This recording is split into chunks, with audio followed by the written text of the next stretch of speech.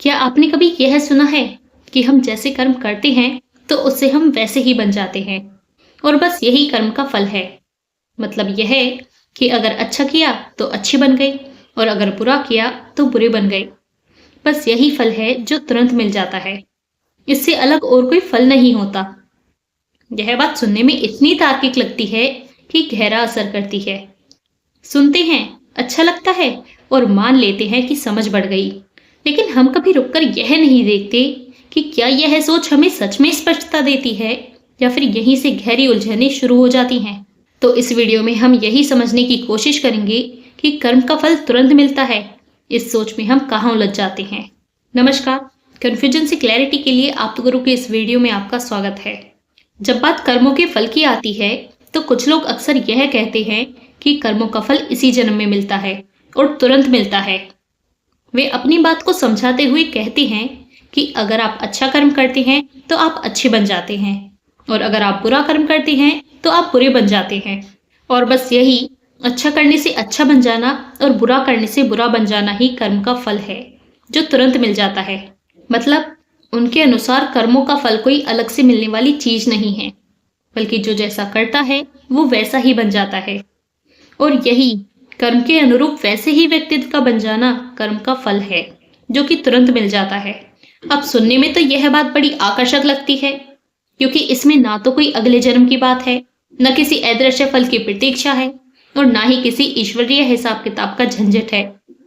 लेकिन यहीं पर एक बुनियादी सवाल खड़ा होता है कि क्या सच में कर्म के अनुरूप वैसे ही व्यक्तित्व का बन जाना कर्म का वास्तविक फल है?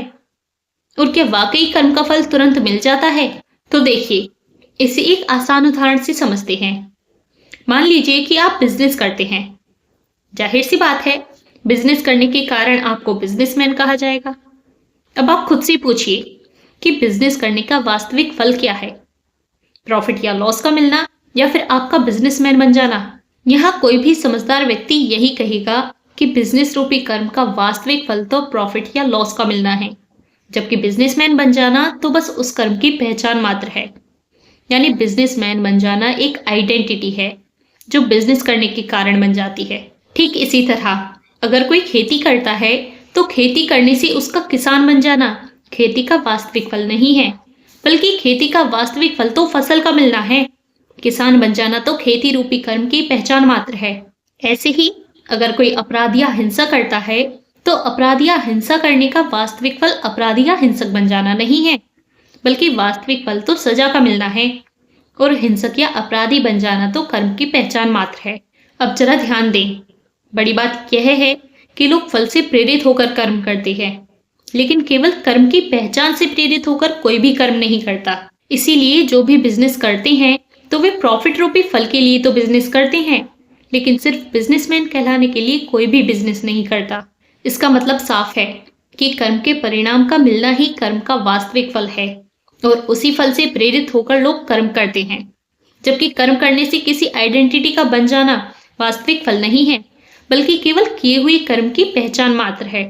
इससे यह बात स्पष्ट होती है कि कर्म करने से किसी पहचान या आइडेंटिटी का बन जाना, जबकि कर्म का परिणाम यानी फल का मिलना, ये दोनों अलग अलग बात हैं। दोबारा ध्यान से सुनिए, कर्म करने से किसी पहचान या आइडेंटिटी का बन जाना, जबकि कर्म का परिणाम यानी फल का मिलना, ये दोनों अलग अलग बात हैं। इसलिए कर्म करने से किसी पहचान या आइडेंटिटी के बन जाने को ही कर्म का वास्तविक परिणाम या फल मान लेना एक गलत और भ्रमित करने वाला निष्कर्ष है। अब बचा हुआ सबसे अहम सवाल यह है कि क्या वाकई कर्म का फल तुरंत मिलता है? तो देखिए, जब हम कोई कर्म करते हैं तो उस कर्म से जुड़ी पहचान या आइडेंटिटी तो तुरंत ही बन जाती है। जैसे खेती करते ही व्यक्ति किसान कहलाने लगता है। इसी आधार पर कुछ लोग यह कह देते हैं कि कर्म का फल तुरंत मिल जाता है।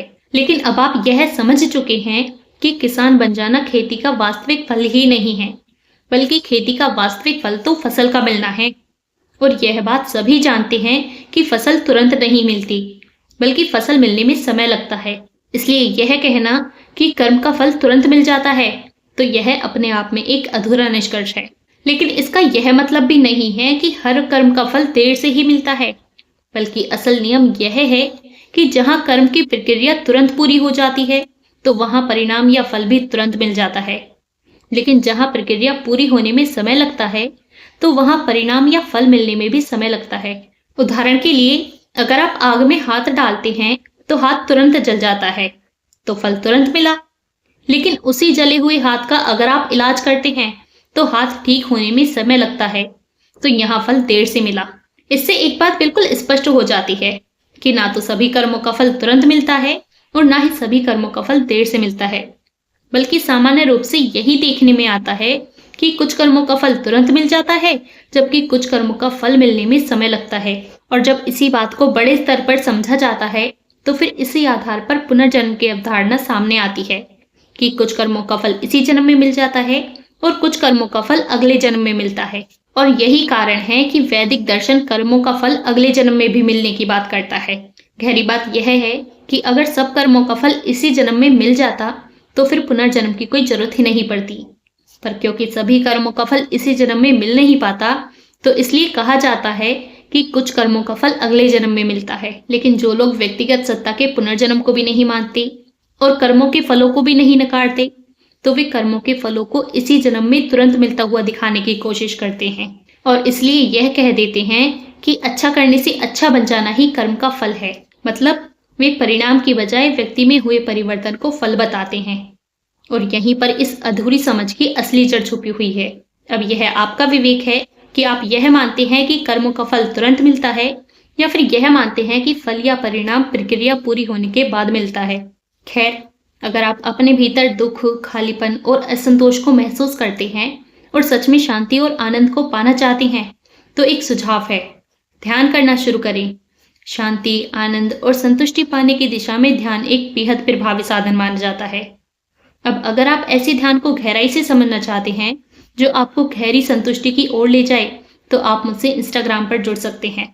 वैसे मैं यहाँ स्पष्ट कर दूं कि मेरा उद्देश्य किसी व्यक्ति, समुदाय या विचारधारा का अपमान या निंदा करना बिल्कुल नहीं है, बल्कि मेरा उद्देश्य केवल विचारों और मान्यताओं का विवेकपूर्ण विश्लेषण करना है, ताकि आप अपनी कन्फ्यूजन से बाहर निकलकर क्लैरिटी पा सकें। अब अगर इस वीडियो ने आपको कोई नई समझ दी हो, तो कमेंट में जरूर बताइए।